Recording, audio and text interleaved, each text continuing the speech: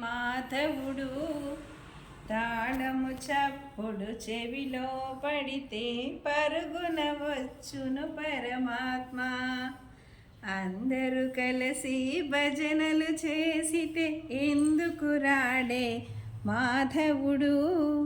తాళం చప్పుడు చెవిలో పడితే పరుగున వచ్చును పరమాత్మ.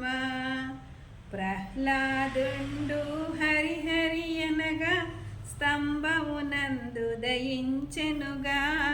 నరహరి నీవే దిక్కని వేడిన అభయము ఇచ్చును పరమాత్మ.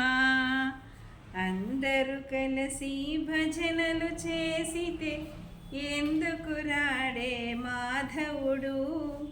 తాళం చప్పుడు చెవిలో పడితే పరుగున వచ్చును పరమాత్మ.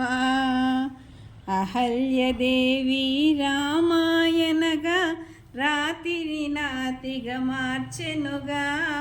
భక్తితో మనము పిలిచిన తోడని పరుగున వచ్చును పరమాత్మ. అందరూ కలిసి భజనలు చేసితే ఎందుకు రాడు మాధవుడు. తాళం చప్పుడు చెవిలో పడితే పరుగున వచ్చును పరమాత్మ. ద్రౌపది దేవి కృష్ణాయనగా వలువలు ఒసగిన పరమాత్మ. భక్తితో మనము పిలిచిన తోడని అభయము ఇచ్చును పరమాత్మ.